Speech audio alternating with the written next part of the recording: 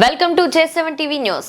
ఆమదాల వలస నియోజకవర్గ ప్రస్తుత ఎమ్మెల్యే కూన రవికుమార్ తనను లైంగికంగా వేధించారని ఎప్పటికప్పుడు రివ్యూలని తన ఇంటికి పిలిపించుకొని రాత్రి 10-11 గంటల సమయం వరకు కూర్చోబెట్టేవారని, రాత్రి వేళల్లో వీడియో కాల్స్ చేసేవారని, ఫోన్ చేసి మానసికంగా శారీరకంగా వేధించేవారని, అప్పటికీ కూన రవి మాటలు ఆమె వినకపోయేసరికి ఒకరోజు తన అనుచరులను పంపించి ఆమెను కూన రవి మాటలను వినాలని, వింటే నీకు ఎటువంటి ఇబ్బందులు ఉండవని, లేనిచో చాలా ఇబ్బందులు ఎదుర్కోవాల్సి ఉంటుందని హెచ్చరించారు.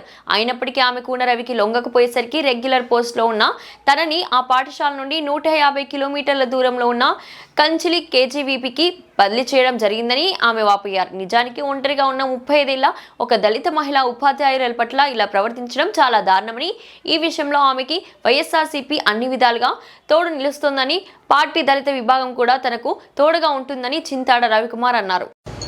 గత 3 రోజులుగా అన్ని టీవీ ఛానల్లో మనందరం చూస్తున్నాం.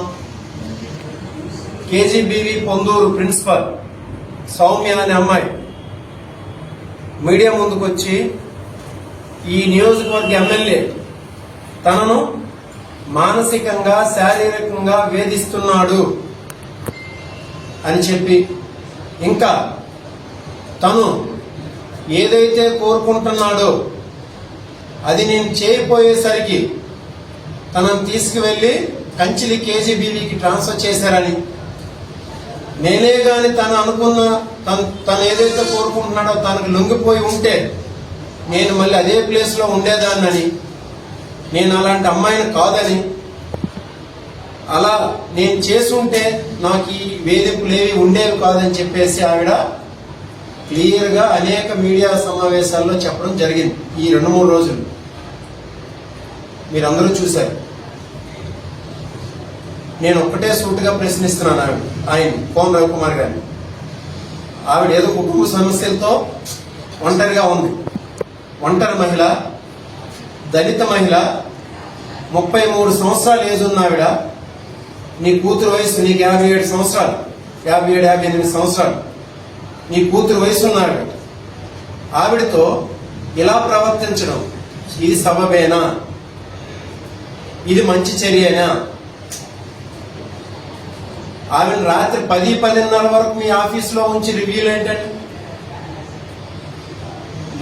లేడీస్ ని, ఉద్యోగుల్ని రాత్రి 10-10:30 వరకు ఉంచి రివ్యూలా?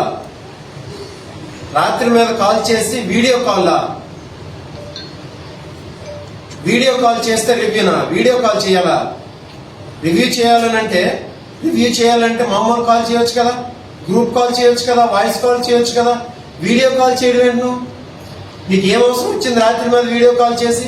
ఆ ఫోటోలు చూడండి. వాళ్ళు నైటీలతో ఉంటే వాళ్ళని వీడియో కాల్ పెట్టేసి ఈయన ఒక పక్క వాళ్ళు ఒక పక్క, వాళ్ళ కింద ఉన్న వాళ్ళంట వీడియో కాలే సార్ చేయమన్నారని చెప్పడం అంట. ఎందుకోసం అది ఆవిడ తప్పు చేస్తుంటే అధికారులు అడగాలి. ఎమ్మెల్యేకి ఏం సంబంధం? కలెక్టర్ గారికి కానీ లేకపోతే సంబంధిత అధికారులకు కానీ ₹1,00,000 పెట్టమనండి. నేను తప్పు చేస్తాను ఎంప్లాయ్ కాబట్టి చట్టపరమైనటువంటి చర్యలు తీసుకోమని చెప్పండి. తర్వాత నేను కనుక్కున్నది ఏంటంటే ఆర్జేడీ కూడా వచ్చారు కానీ ఆమెకి అసలు ఇన్ఫర్మేషన్ లేదట. ఆర్జేడీ ఈమె కూడా పిలవాలి కదా, ఈమె కూడా పిలిపించి అడగాలి కదా. అది కూడా భయభ్రాంతులు చేసి వాళ్ళ పిఏ డైరెక్ట్ వెళ్ళి వాళ్ళందరికీ మీరు ఇక్కడ ఒక్కరు కూడా కేజీబీలో ఉండరు, మీరు ఎవరైనా తప్పుడుగా నేను చెప్పినట్టు చెప్తే పర్లేదు, కానీ ఏమైనా తప్పుడు సమాచారం ఆమె మీద న్యాయబద్ధంగా ఒక్కరి మీద చెప్పినా మేము ఒప్పుకోమని వాళ్ళందరూ ఎమ్మెల్యే పిఏ గారు బెదిరించారు. ఎంక్వైరీలో అధికారులు బెదిరించారు. ఎంక్వైరీలో ఆమెకి బెదిరించారు. ఆమె ఎవరు ఆర్జేడీ గారికి వెళ్తే ఆర్జేడీ ఎంక్వైరీలో వీళ్ళందరూ ఎవరు ఎమ్మెల్యే గారు, పిఏ గారు వెళ్ళి వాళ్ళ స్టాఫ్ అందరికి బెదిరించి మేము చెప్పినట్టు మీరు చెప్పండి, ఆమె మీద మేమేం చెప్పామో అదే మీరు చెప్పండి అని ఆర్జేడీ గారు చెప్పారట. ఇంకొక విషయం, ఒక ట్రాన్స్ఫర్ కోసం ఒక మహిళ ఎంఎస్సి ఎంఈడీ ఎంఎస్సి బిఈడి చేసిందంట. మహిళ మీడియా ముందుకు వచ్చి తన మీద ఇంతటి అభియోగాలు మోపుకుంటుందా ఒక ట్రాన్స్ఫర్ కోసం? ఒకసారి మీరు అందరూ ఆలోచించండి. ఓ దళిత మహిళ, ఏ మహిళ అయినా ముందు మీడియా ముందుకు వచ్చి ఒక ట్రాన్స్ఫర్ చేసినందుకు అది ఒక అధికార పార్టీ ఎమ్మెల్యే మీద ఇంతటి పెద్ద అభియోగాలు మోపుతుందా? ఆమె మీద ఆవిడ క్యారెక్టర్ మీద మర్చి చేసుకుంటుందా? ఆవిడ ఎంతో ఏడ్చిందండి. ఎన్నో బాధలు చెప్పింది ఆవిడ. ఇంకా అవన్నీ మేము ఎందుకంటే వాటికి కొన్ని సాక్ష్యాలు ఉండవు కాబట్టి మేము ఇంకా మీడియా ముందు చెప్పలేకపోతున్నాం. వాళ్ళు కూడా అదే అంటారు, ఏ సాక్ష్యాలు లేని ఆధారాలు లేనటువంటి నిరాధారణ ఆరోపణలు చేస్తున్నారు, ఆమెపై కేసు నమోదు చేయాలని వాళ్ళు డిమాండ్ చేస్తున్నారు. చట్టమే చెప్తుంది లేడీకి ఎక్కడో రేపు జరుగుతుందండి, ఏం సాక్ష్యాలు ఉంటాయి? లేడీ మీద ఎక్కడ అసాల్ట్ జరుగుతుంది, ఏం సాక్ష్యాలు ఉంటాయి? 10 మంది అక్కడ ఉంటే ఆపరా ఆవిడ మీద అసాల్ట్ జరుగుతున్నప్పుడు. లేడీకి జరిగిన ఏ అభియోగాలైనా ఈ పెద్ద సాక్ష్యాలు ఉండవు. మీరు ఒకటి క్లియర్ అడగండి, రాత్రి మీద వీడియో కాల్ మాట్లాడాల్సిన అవసరం ఒక ఎమ్మెల్యేకి ఏమొచ్చింది చెప్పండి? నేను ఇందుకోసం ఎమ్మెల్యేగా ఎందుకు ఉంది? నీ కూతురు వయసు ఉన్న ఆవిడ ఇది ఆలోచన చేయాలి. ఆవిడ ఎంతో బాధపడింది. నేను మొన్న వెళ్ళి వాళ్ళ ఇంటికి వెళ్ళి వాళ్ళ కుటుంబ సభ్యులందరినీ, వాళ్ళ మదర్ ఉన్నారు, ఆవిడ ఉన్నారు, వాళ్ళ బ్రదర్ ఉన్నారు, వాళ్ళందరూ ఉండేటప్పుడు ఆవిడని పరామర్శించడం జరిగింది. ఆవిడ ఎన్నో విషయాలు చెప్పింది. ఆయన నిజంగా ఆ రకంగా కోరుకున్నాడండి, లేక అదే కానీ నేను చేస్తుంటే ఈ రోజు నాకు ఈ పరిస్థితి వచ్చేది కాదు అని చెప్పి ఆవిడ బహిరంగంగా నాతో నేను లోపల చెప్పింది, బహిరంగంగా మీడియా ముందుకు వచ్చి కూడా చెప్పింది. ఎందుక మిమ్మల్ని ఎమ్మెల్యేగా ఎన్నుకుంది ఈ నియోజకవర్గం ఆలోచించాలి. అయితే దీన్ని ఎప్పటితో మేము వదిలేము, ఇదే చెప్తున్నాం. ఆవిడికి కూడా అన్నాం, మీరు ఏ ఒత్తిడి లేకుండా, ఎటువంటి ఒత్తిడి లేకుండా మీరు మీ పని మీరు చేస్తున్నారు కాబట్టి ఆవిడ. ఎందుకంటే ఇంత ఇష్యూ జరిగేటప్పుడు ఒక ఎమ్మెల్యే మీద, అది అధికార పార్టీ ఎమ్మెల్యే మీద బయటికి రావడం అనేది సాధారణమైన విషయం కాదు. ఇలాంటివి ఎన్నో జరుగున్నాయి. ముందు మేము విన్నాం, కోన రవికుమార్ గారి మీద ఎన్నో ఇలాంటి ఎలిగేషన్స్ ఉన్నాయి.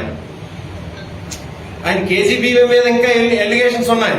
ఆయనకి చెప్తుంటారు మా జనాలందరూ, కేజీబీవీ ఆయనకి అచ్చొచ్చిందని చెప్పేసి. కేజీబీవీ లాంటి అచ్చొచ్చాయండి ఆయనకి. అయితే అన్ని అచ్చిరావు కదా, ఎక్కడో వద్ద తిరుగుబాటు జరుగుతుంది కదా, అందులో భాగమే ఇది.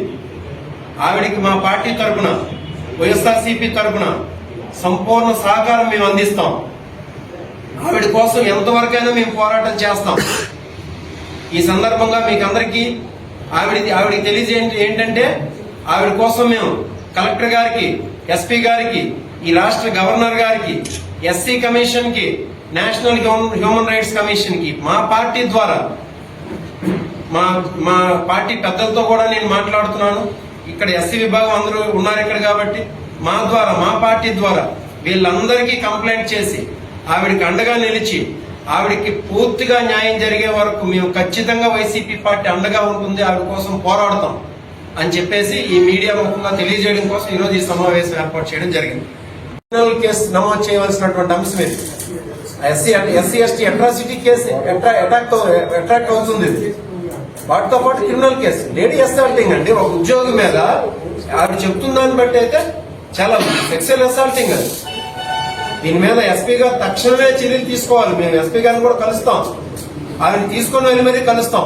మా పార్టీ ఆవిడకి పూర్తి సహాయ సహకారాలు అందిస్తుందని